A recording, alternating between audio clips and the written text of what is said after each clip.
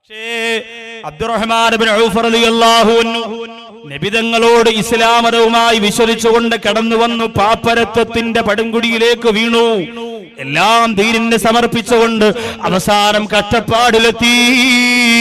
പകുതി റൊട്ടി കൊണ്ട് 6 ദിവസം വരെ കഴിച്ചു കൂട്ടേണ്ടുന്ന അവസ്ഥ ബഹുമാനപ്പെട്ട അബ്ദുറഹ്മാൻ ഇബ്നു ഔഫ് റളിയല്ലാഹു അൻഹുവിന് വന്നിട്ടുണ്ട്. പ്രിയപ്പെട്ടവരെ, അല്ലാഹുവിന്റെ ഹബീബിന്റെ അടുത്ത് വന്നിട്ട് അബ്ദുറഹ്മാൻ ഇബ്നു ഔഫ് റളിയല്ലാഹു അൻഹു പറഞ്ഞു, നബിയേ,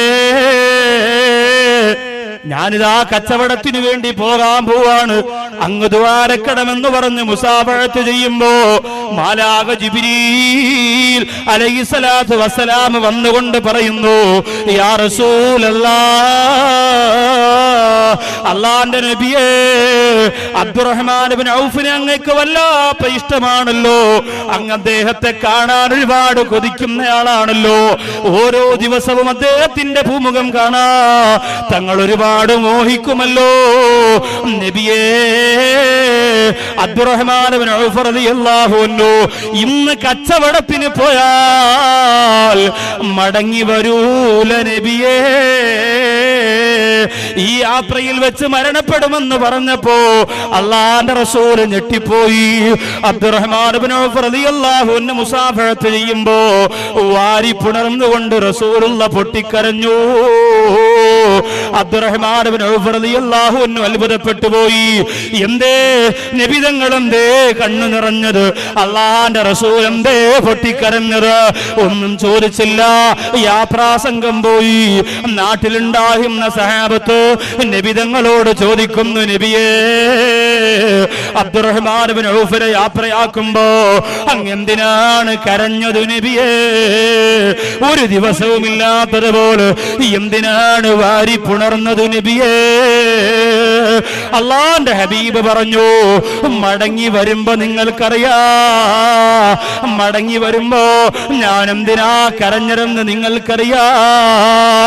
അബ്ദുറഹ്മാൻ ഇബ്നു ഔഫ് റളിയല്ലാഹു അൻഹുവിന്റെ മരണയാത്രയാണിതെന്ന് മനസ്സിലാക്കിയ നബിതങ്ങളുടെ മനസ്സറിയാ സഹാബത്തിന് കഴിഞ്ഞില്ല. യാത്രാ സംഘം ഇങ്ങനെ മുന്നോട്ട് പോവുകയാണ്. ദിവസങ്ങൾ ഒരുപാട് കഴിഞ്ഞു. വഴിയിൽ വെച്ച് അബ്ദുറഹ്മാൻ ഇബ്നു ഔഫിനോട് തന്റെ പ്രിയപ്പെട്ട കൂട്ടുകാര് പറഞ്ഞു, അല്ലയോ തങ്ങളെ, വയറ് വിശക്കുകയാണല്ലോ, ഭക്ഷണം കഴിക്കണം, അതുകൊണ്ട് എവിടെയെങ്കിലും വാഹനങ്ങളൊന്ന് ഒതുക്കിയിട്ട് ആരെങ്കിലും സഹായത്തിനുണ്ടെങ്കിൽ പാചകം ചെയ്യാമല്ലോ. അങ്ങനെ അബ്ദുറഹ്മാൻ ഇബ്നു ഔഫ് റളിയല്ലാഹു അൻഹു പറഞ്ഞു, അതാ അങ്ങ് ദൂരത്തൊരു ചെറിയ വെളിച്ചം കാണുന്നുണ്ട്, അവിടെ ആരെങ്കിലും കാണുമല്ലോ, അവിടെ പോയിട്ട് നമുക്കിതിനുള്ള തയ്യാറെടുപ്പ് നടത്താം. അങ്ങനെ യാത്രാ സംഘം അങ്ങോട്ട് പോവുകയാണ്. അവിടേക്ക് അടുക്കുമ്പോ ഒരു ചെറ്റക്കുടിലാണ് തെളിഞ്ഞു വരുന്നത്. അബ്ദുറഹ്മാൻ ഇബ്നു ഔഫ് റളിയല്ലാഹു അൻഹു പറയുന്നു, അതൊരു ചെറിയ കൂരയാണ്. അവിടെ ചെല്ലുമ്പോ ചെറിയ ഒരു വെളിച്ചത്തിന് മുന്നില് വയോവൃദ്ധയായ ഒരു ഉമ്മയാണ് ഇരിക്കുന്നത്. അബ്ദുറഹ്മാൻ ഇബ്നു ഔഫ് റളിയല്ലാഹു അൻഹു പറഞ്ഞു, ഉമ്മ, ഞങ്ങൾ അല്ലാഹുവിന്റെ ഹബീബിന്റെ അടുത്ത് നിന്ന് വരുന്നവരാ, യാത്രാ സംഘമാണ്, ഞങ്ങൾക്ക് പാചകം ചെയ്യുന്നതിനുള്ള സൗകര്യം അവിടെ ഒരുക്കി തരുമോ എന്ന് ചോദിക്കുമ്പോ ആ ഉമ്മ പറഞ്ഞു, തങ്ങളെ, പാചകം ചെയ്യാനുള്ള എല്ലാ സാധനങ്ങളും ഇങ്ങ് തന്നേച്ചാ മതി, എല്ലാം ഞാൻ ഒരുക്കി തരാമെന്ന് പറഞ്ഞുകൊണ്ട് അബ്ദുറഹ്മാൻ ഇബ്നു ഔഫ് റളിയല്ലാഹു അൻഹു അതെല്ലാം ഇറക്കി വെച്ചു കൊടുക്കുമ്പോ സുബ്ഹാനല്ലാഹ്, അതെല്ലാം അകത്തേക്ക് കൊണ്ടുപോയി. അവര് തന്നെ ഭക്ഷണം ഒരുക്കാമെന്ന് പറഞ്ഞപ്പോ അബ്ദുറഹ്മാൻ ഇബ്നു ഔഫ് റളിയല്ലാഹു അൻഹുവിനും കൂട്ടർക്കും സന്തോഷമായി. അവര് മരുഭൂമിയുടെ ചെറിയ തണലോരത്ത് കിടന്നൊന്ന് വിശ്രമിക്കുമ്പോ സുബ്ഹാനല്ലാഹ്, അവരേക്ക് അടിച്ചു വീശുന്ന ഇളം തെന്നലില് ആ ഉമ്മ തയ്യാറാക്കിയ സുവിശമായ സുന്ദരമായ ഭക്ഷണത്തിന്റെ രുചിയെത്തുകയാ. അബ്ദുറഹ്മാൻ ഇബ്നു ഔഫ് റളിയല്ലാഹു അൻഹുവിനോട് തന്റെ അണികൾ പറയുന്നു, തങ്ങളെ, വയോവൃദ്ധയായ ഉമ്മയുണ്ടല്ലോ, ഇത്ര പെട്ടെന്ന് ഭക്ഷണം ഒരുക്കിയോ തങ്ങള്, ഇത്ര പെട്ടെന്ന് ഭക്ഷണം തയ്യാറാക്കിയോ? അബ്ദുറഹ്മാൻ ഇബ്നു ഔഫ് റളിയല്ലാഹു അൻഹു കുടിലിന്റെ മുമ്പിലേക്ക് നോക്കുമ്പോ ഉമ്മ വന്നിട്ട് പറയുന്നു, തങ്ങള് ഭക്ഷണം റെഡിയാണ്, അതുകൊണ്ട് വേഗം വന്ന് കഴിച്ചോ, ചൂടാറുന്നതിന് മുമ്പ് രുചിയോടെ കഴിച്ചോ. അബ്ദുറഹ്മാൻ ഇബ്നു ഔഫ് റളിയല്ലാഹു അൻഹുവും കൂട്ടരും അത്ഭുതപ്പെട്ടു. വേഗം പോയിട്ട് ഭക്ഷണത്തിന്റെ മുമ്പിൽ ഇരിക്കുമ്പോ അബ്ദുറഹ്മാൻ ഇബ്നു ഔഫ് റളിയല്ലാഹു അൻഹു ആ ഉമ്മയോട് പറഞ്ഞു, ഉമ്മ എനിക്കൊരു സംശയം ചോദിക്കാനുണ്ട്. വയോവൃദ്ധയായ സുഖമില്ലാത്ത ഉമ്മ എങ്ങനെയാണ് ഇത്രയും പേർക്ക് വിപുലമായ ഭക്ഷണം ഒരുക്കിയതെന്ന് ചോദിക്കുമ്പോ ആ ഉമ്മയരാ കണ്ണീരോടെ പറയുന്നു, തങ്ങളെ ഇത് ഞാൻ ഒരുക്കിയതല്ല, എനിക്കതിന് കഴിയില്ല, എനിക്ക് രോഗമാണ് തങ്ങളെ. പക്ഷേ എന്റെ ഈ വീട്ടിന്റെ അകത്തുണ്ടല്ലോ പുറം ലോകം കാണാത്ത അല്ലാഹുവെ ഭയന്ന് ജീവിക്കുന്ന എന്റെ 2 പ്രിയപ്പെട്ട പെമ്മക്കളുണ്ട് തങ്ങളെ. അങ്ങ് അല്ലാഹുവിന്റെ ഹബീബിന്റെ അടുത്ത് നിന്ന് വരുന്ന യാത്രാ സംഘമെന്ന് പറഞ്ഞപ്പോ എന്റെ പൊന്നാര മക്കള് വേഗം തന്നെ ഒരുക്കിയതാണ് തങ്ങളെ. അവരുടെ കൂടെ പ്രായമുള്ളവരുടെ നിക്കാഹൊക്കെ കഴിഞ്ഞു, അവർക്കൊക്കെ മക്കളായി. എന്റെ പ്രിയപ്പെട്ട മക്കൾക്ക് പണമില്ലാത്തത് കൊണ്ട്, കാശില്ലാത്തത് കൊണ്ട് ആരും എന്റെ മക്കളുടെ ഭാഗത്തേക്ക് വരുന്നില്ല. എനിക്ക് കിടക്കാണമില്ല.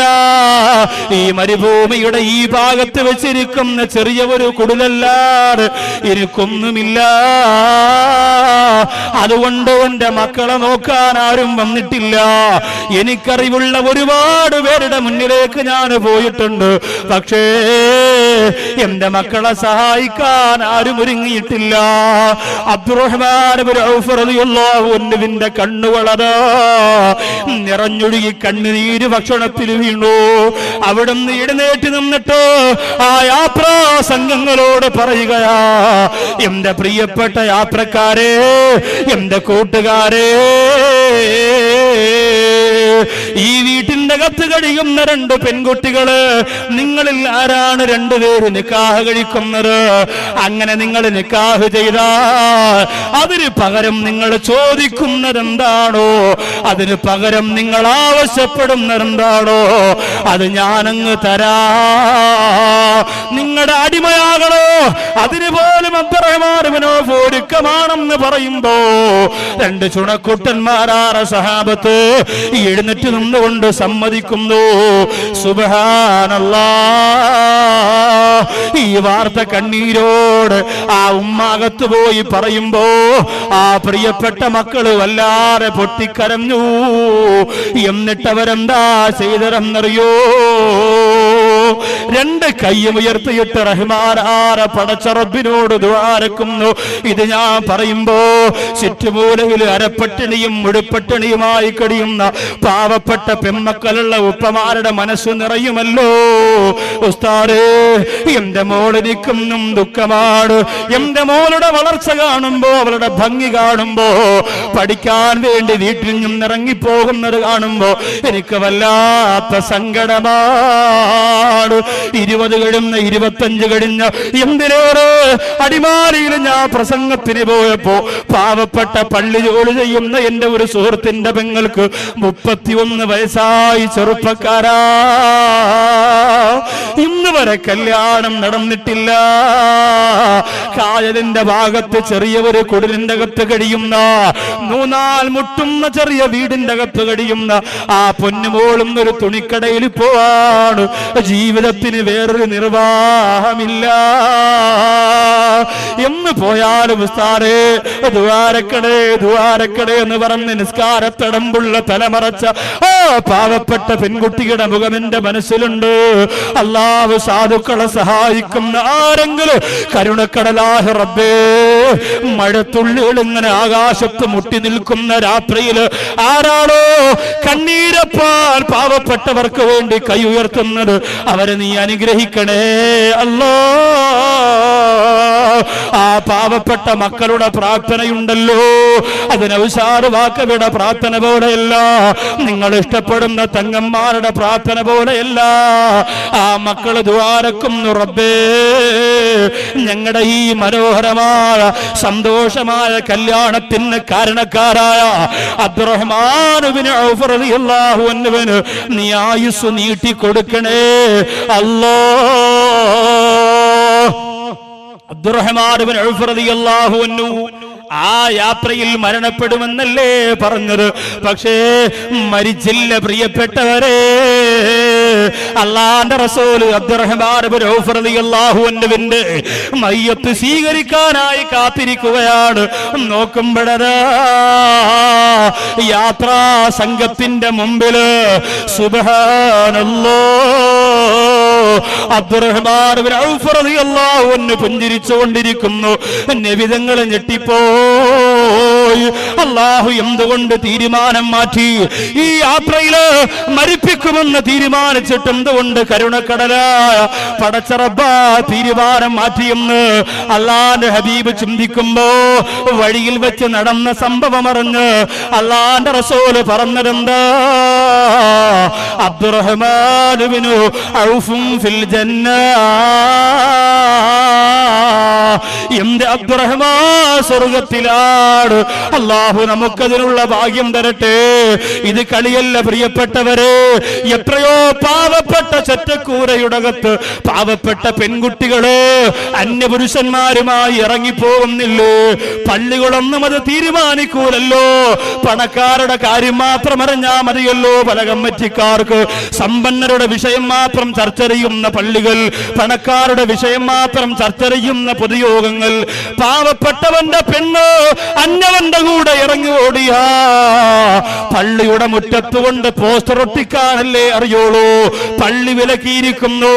ഇനി 27-ാം രാവിന്റെ ചോറില്ല, ഇനി ഉളുഹിയയുടെ ഇറച്ചിയില്ല, ഇനി മരിച്ചാൽ ഇവിടെ അടക്കാൻ പറ്റൂല എന്ന് പറഞ്ഞ് എഴുതി ഒട്ടിക്കാനല്ലാതെ എത്ര ദിവസമായി പട്ടിണി കിടന്നിട്ട് വിവാഹം നടക്കാത്ത കുടുംബത്തിന്റെ ഗതികേടോർത്ത് എന്തെങ്കിലും ഒന്ന് ചെയ്യാ കഴിഞ്ഞിട്ടുണ്ടോ?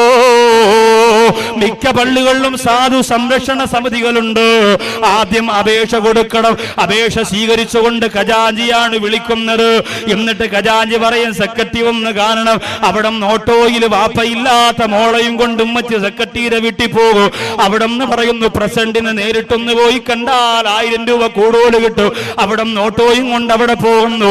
ഇങ്ങനെ 11 പരിപാലകരുണ്ടെങ്കിൽ അവരുടെ വീടിന്റെ അകത്തടകളിലേക്ക് ഓട്ടോയും പിടിച്ച് ടാക്സിയും പിടിച്ച് പാവപ്പെട്ട വാപ്പയില്ലാത്ത പൊന്നുമോളയും കൊണ്ട് ഉമ്മ കറങ്ങുമ്പോ അവസാനം 2000 രൂപ സാധു സംരക്ഷണ സമിതിയിൽ നിന്ന് എഴുതി കൊടുക്കുമ്പോ 1000 രൂപ ഓട്ടോ കൂലിയായി, 500 രൂപ ചിലവായി, 500 രൂപ മോള കല്യാണത്തിന് കൊടുക്കാനുള്ള അവസ്ഥയല്ലേ വരുന്നത്? ഓ ഒരവസ്ഥയ്ക്ക് മാറ്റം വരണം സഹോദരങ്ങളെ. ഓ ഒരവസ്ഥയ്ക്ക് മാറ്റം വരണം പ്രിയപ്പെട്ടവരെ. അതുകൊണ്ട് ഞാൻ ഈ സരസിനോട് ഓർമ്മപ്പെടുത്തുകയാണ്. എന്റെ വാതിലേക്ക് ഞാൻ കടന്നു വരുന്നതിന് മുമ്പ്, കുടുംബജീവിതത്തിന്റെ കവാടത്തിലേക്ക് കടക്കുന്നതിന് മുമ്പ് എന്റെ സഹോദരങ്ങളോട് ഞാൻ ഓർമ്മപ്പെടുത്തുകയാണ്. നമുക്ക് അല്ലാഹു ചെയ്ത സഹാരമുണ്ടല്ലോ, നമ്മുടെ ഭാര്യയും നമ്മുടെ മക്കളുമുണ്ടല്ലോ. സുബ്ഹാനല്ലാഹ്, അവർക്ക് നിയ്യത്ത് ചെയ്തുകൊണ്ട് ഈ പരിശുദ്ധമായ മജ്‌ലിസിനും നിങ്ങളൊരു സ്വതക്ക കൊടുക്കണം. അല്ലാഹു അത് നിയ്യത്ത് ചെയ്യുന്നവരെ അനുഗ്രഹിക്കട്ടെ. കഴിഞ്ഞ റമളാൻ മാസത്തിന് 3 ദിവസത്തിന് മുമ്പ് കാരേറ്റ് പെരിന്തമലിൽ നടന്ന അപകടം നമുക്കറിയുമല്ലോ. ഗൾഫിൽ നിന്ന് കഷ്ടപ്പെട്ടു പോയ പൈസ മുഴുവനും കൊണ്ടുവന്ന് നിലമയിൽ ഭാഗത്ത് വലിയ ഒരു വീട് വെച്ചിട്ട് ബുധനാഴ്ച പാലുകാച്ച് നടത്തി വ്യാഴാഴ്ച ഭാര്യയും ആ നൗഷാദ് എന്ന ചെറുപ്പക്കാരനും തന്റെ പ്രിയപ്പെട്ട 1.5 വയസ്സുള്ള പൊന്നുമോന്. അതുപോലെ 4 പേരും കൂടി ഗോകുലം മെഡിക്കൽ കോളേജിലേക്ക് പോകുമ്പോ ഭാര്യയാണ് വാഹനം ഓടിച്ചുകൊണ്ട് പോയത്. ഭർത്താവ് നാളെ ഗൾഫിൽ പോകുമല്ലോ, അതുകൊണ്ട് ഭർത്താവിനോടൊത്ത് യാത്ര ചെയ്യാനുള്ള സന്തോഷം കൊണ്ട് ഭർത്താവ് സീറ്റിൽ നിൽക്കുമ്പോ വാഹനം ഓടിക്കാനുള്ള അതിയാറ് ആർത്തി കൊണ്ട് വാഹനം ഓടിച്ചു പോയി ഓവർടേക്ക് ചെയ്ത് കടന്നു പോകുമ്പോ ഒരു സ്കോഡ വാഹനവുമായി ഇടിച്ചു തെറിപ്പിച്ചുകൊണ്ട് പ്രിയപ്പെട്ടവരെ 25 ലക്ഷം രൂപയുടെ വീട്ടില് 15 ലക്ഷവും കടം വാങ്ങിയിട്ട് വെച്ച പാവപ്പെട്ടവന്റെ വീടാ അല്ലാഹു കൊടുത്തത് കണ്ടോ. ഒരൊറ്റ ദിവസമല്ലേ വീട്ടിന്റെ അകത്ത് കിടക്ക, ഒരേ ഒരു ദിവസമല്ലേ. റഹ്മാനായ പടച്ച റബ്ബേ ഭാഗ്യം കൊടുത്തോളൂ പ്രിയപ്പെട്ടവരെ.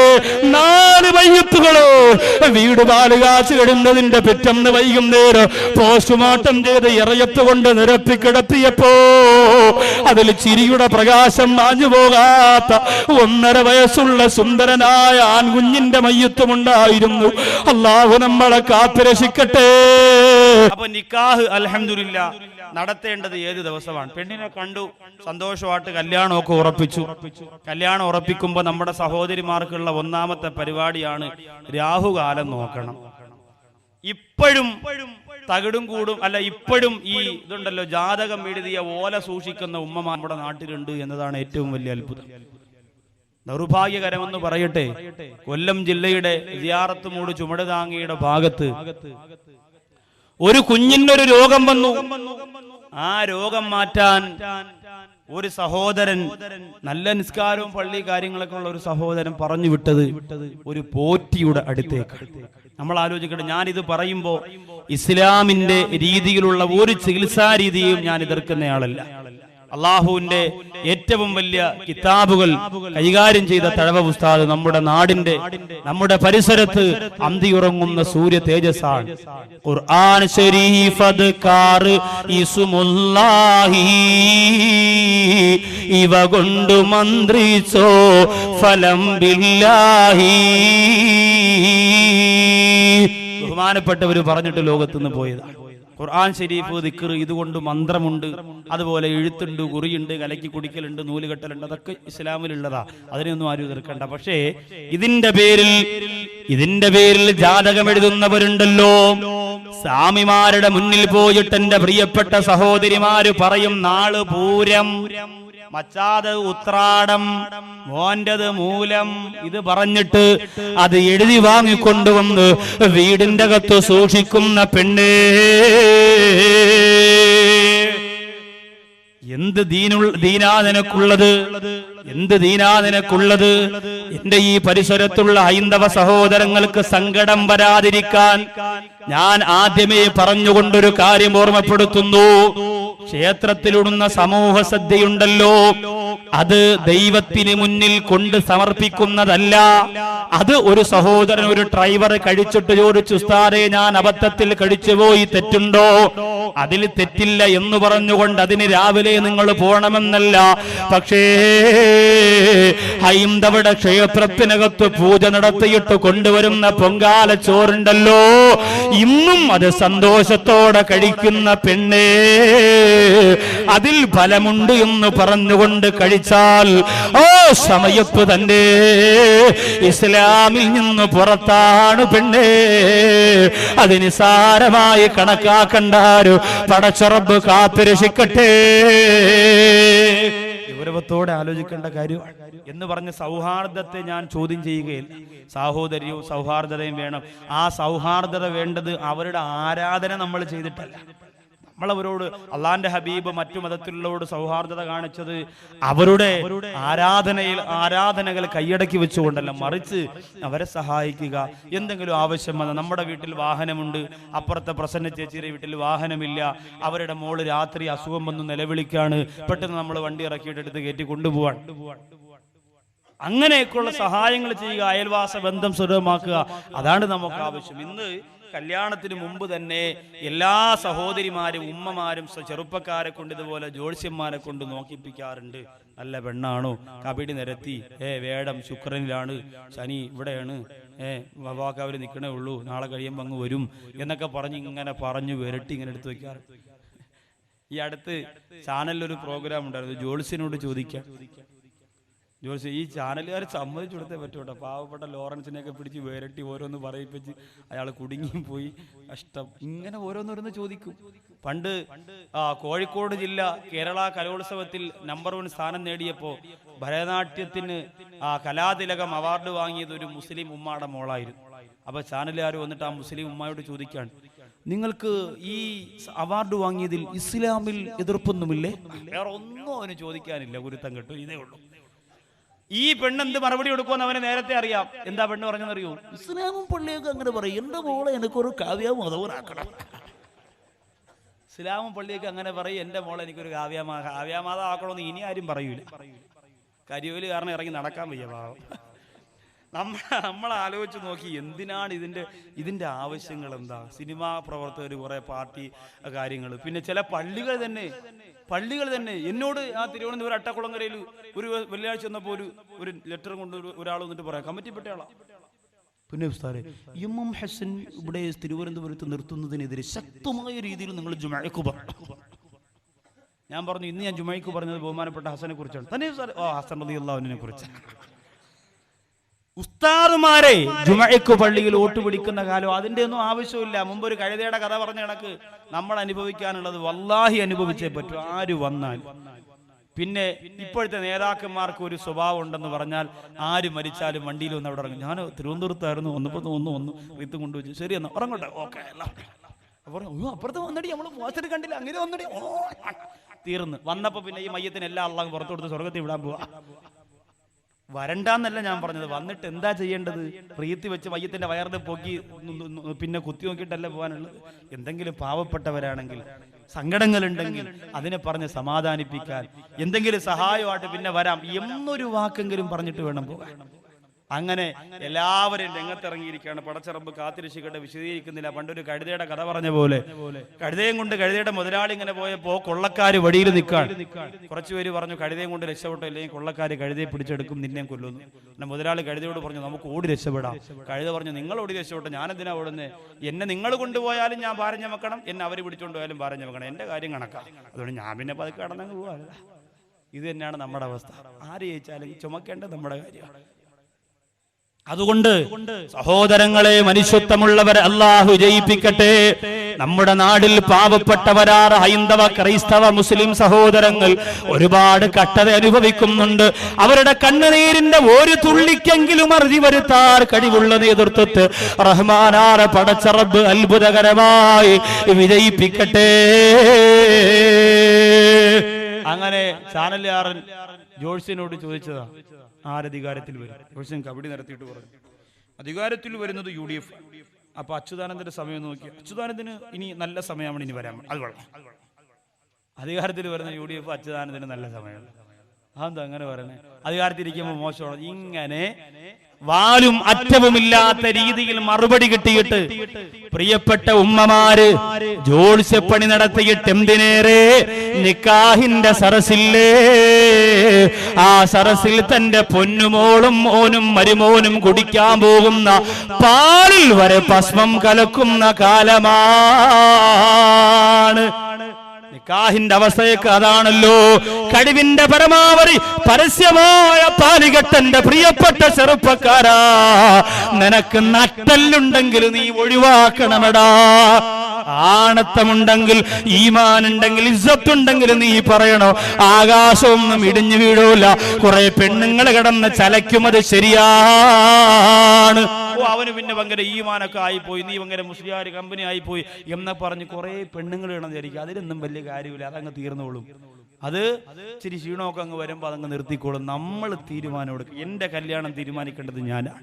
വാപ്പാരുടെ അടുത്ത് പറയുക, ഉമ്മയുടെ അടുത്ത് പറയുക, ബാക്കി കാര്യങ്ങൾ ചെയ്യുക. താലികെട്ട് പരസ്യമായിട്ട് പാലും വെള്ളവും കൂടി ഇത് കുടിക്കുമ്പോൾ കുറെ ചെറുപ്പക്കാർ മൊബൈലും അളേ എടുത്തോടാ, എന്റെ ക്ലാരിറ്റി ഇല്ല, നിന്റെ മൊബൈൽ എല്ലാ പുതിയണ്ണിന്റെ ഫോട്ടോ ഇങ്ങനെ എടുത്തു വെക്കും. എല്ലാരും ഫോട്ടോയും മെമ്മറി ഫുള്ളാക്കിയിട്ട് വീട്ടിൽ പോയി കണ്ട് രസിക്കാനല്ലാതെ എന്തിനു കൊള്ളാം. വളരെ വൃത്തികെട്ട, വളരെ മോശമായ ഒരു പരിപാടിയാണ് ഈ മൊബൈലിൽ പുതിയ പെണ്ണിന്റെയും പുതുമാപ്പിളയും ഫോട്ടോ എടുക്കുന്നത്. റബ്ബ് കാത്തിരക്ഷി.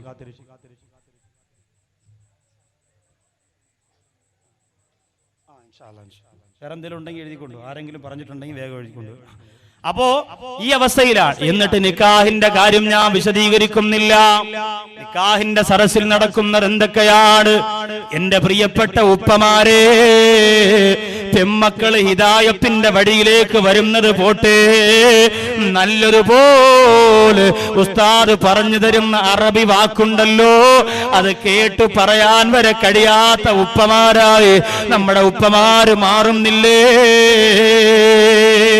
പള്ളിയുമായി ബന്ധം വേണം, പള്ളിയുമായി ബന്ധം വേണം. ബഹളം കണ്ട എന്തുവാ, പള്ളിയിലൊക്കെ വന്ന് താളം വിടും, മൗലാന പ്രസംഗം ശരിയല്ലോ, അങ്ങനല്ല അങ്ങനല്ല, അങ്ങനെ താളം വിടും. മരണ വീട്ടിൽ ചെന്നാൽ മയ്യത്തിന് അങ്ങനെ പോയി പഞ്ഞി ഇങ്ങനെ കയറ്റി കുളിപ്പിരി എന്നൊക്കെ പറഞ്ഞ് 1.5 കിലോ പഞ്ഞി മൂക്കി കൂടെ കയറ്റി ചെവി കൂടെ ഞെടുക്കും, മയ്യത്ത് പുതിയാണ്. എന്നിട്ട് മൗലാരൊക്കൊന്നും അറിഞ്ഞുകൂടാന്ന് പറയാം. അലിഫിന് 10 കിട്ടാ ടി എന്നാണ് വായിക്കുക ഉപ്പാപ്പ. അതാണ് വിവരം. നമ്മൾ ആലോചിച്ച് നോക്കി, ഇച്ചിരിയൊക്കെ ഒന്ന് ഒതുങ്ങണം. നിക്കാഹിന്റെ സരസിൽ എത്ര പേർക്ക് ഉസ്താദ് വന്ന് നിക്കാഹിന്റെ സീയ പറഞ്ഞു കൊടുക്കുമ്പോൾ പറയാൻ കഴിയുന്നില്ല? വയസ്സായത് കൊണ്ടല്ല, അറിഞ്ഞുകൂടാ. അറബി വാക്ക് ഉപയോഗിക്കാൻ വരെ അറിഞ്ഞുകൂടല്ലോ. അറബിയോട് വല്ലാത്ത അറപ്പല്ലേ. ഇന്ത്യൻ എക്സ്പ്രസ് ആണ് എന്റെ വീട്ടിൽ വരുത്തുന്നത് എന്നൊരു വാപ്പ എത്ര അഭിമാനത്തിലാ പറയണേ. അങ്ങനെ അഭിമാനത്തോട് അൽബുസ്താൻ വരുത്തുന്നു പറയോ, അന്നസീം വരുത്തുന്നെന്ന് പറയോ, ഇർഫാദ് വരുത്തുന്നു പറയോ, സുന്യഫ്കാർ വരുത്തുന്നു പറയോ, പൂങ്കാവനം വരുത്തുന്നു പറയോ, അതൊന്നും പറയൂല. ഇന്ത്യൻ എക്സ്പ്രസ് ആണ് എന്റെ മോള് വായിക്കും, ഇത് പറയും. പള്ളിയിലും പറയും, പള്ളിക്കൂടത്തിലും പറയും, ആരുടെ മുന്നിലും പറയും. അറബിനോട് വല്ലാത്ത അറപ്പ്.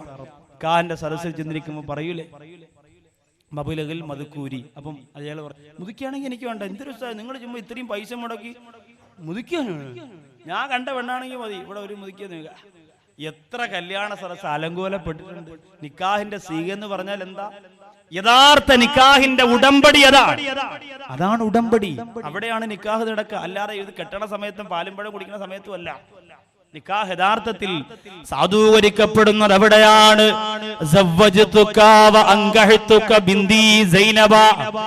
എന്ന് പറഞ്ഞുകൊണ്ട് മഹറിന് പകരമായി, ഇത്ര രൂപ മഹറിന് പകരമായി നിനക്ക് ഞാൻ നിക്കാഹ് ചെയ്ത് തരുന്നു പറയുമ്പോ, ഖബിൽതു മിൻക നിക്കാഹഹാ വതസ്വീജഹാ. ഒരു ചെറുപ്പക്കാരൻ പറഞ്ഞതാണ്, എന്തിനാണ് ഉസ്താദേ സ്വീകരിക്കുമ്പോ നമ്മൾ ചിരിക്കുന്നത്? ഞാൻ പറഞ്ഞു, എന്ത് ചിരിക്കുന്നത്? പറഞ്ഞടാ, അത് ചിരിയല്ലടാ. അവൻ വിചാരിച്ച് പെണ്ണ് കിട്ടുന്ന സന്തോഷം കൊണ്ട് എത്ര നമ്മൾ ആലോചിച്ച ഈ ഹാര വമീറൊക്കെ മടങ്ങണ എവിടെയെന്ന് പറഞ്ഞാൽ പെണ്ണ് ചെറുക്കൻ കളഞ്ഞിട്ട് അപ്പോഴേ ഓടും. ഇത് പഠിക്കണ്ടേ നമ്മൾ? നിക്കാഹിനെ കുറിച്ച് ബോധം വേണ്ടേ? നമ്മളല്ല വെറുതെ പോയി സ്ലോ മോഷനിൽ ഒന്ന് സ്പ്രേ അടിക്കാൻ ചെറുപ്പക്കാർ കൂട്ടുകാർ വേണം, ബനിയിടാൻ കൂട്ടുകാർ വേണം. 50 രൂപ മൊയിലാരിക്ക്, 20 രൂപ മോദിനും, 5 രൂപ അസിസ്റ്റന്റിനും എടുത്ത് മടക്കി പോക്കറ്റ് വെച്ചുകൊണ്ട് വന്നിരുന്നിട്ട് അൽ ഫാത്തിഹ തീരുമ്പോ വാ പറയും, എടാ കൊറ ഞാൻ എടുത്തന്ന മൊയിലാരിക്ക് കൊറ. മൊയിലാരിക്ക് വലിയ കൂടിയ കല്യാണോ, വീഡിയോ ഉണ്ട്, ഇരഞ്ഞോളി മൂച്ചാര ഗാനമേളം ഉണ്ട്. അള്ളാഹുവേ, എന്റെ കടങ്ങളെല്ലാം ഇന്നത്തെ കല്യാണം കൊണ്ട് തീരും. 50 രൂപ പൊതിഞ്ഞങ്ങ് കൊടുക്കും. ബിസ്മില്ല. വീട്ടിൽ ചെന്നല്ല പള്ളിയിൽ ചെന്നിട്ട് നിക്കാഹ് കഴിഞ്ഞ് വന്നിട്ട്, മോദിമാമോ ഓ നൂത്ത് നോക്കിയാ, അത് തന്നെ അനക്കല്ല കിടക്കണം ഇവിടെ. എന്നാ വലിയ പൊതിയായതുകൊണ്ട് ചോറും ഞാൻ ഒരുപാട് കഴിച്ചില്ല സാറേ, പൊതി നോക്കാനുള്ള ആക്രാന്ത് പറഞ്ഞു. എങ്കിൽ അതെങ്കിലും കഴിച്ച് അവന്മാരെ മുടിപ്പിച്ചിട്ട് വരായിരുന്നു. അതും പറ്റിയില്ല. ചെലവും മുടക്കി, ആകെ കഞ്ഞീര് വെള്ളവും. ഒരിക്കലും അവനൊന്നും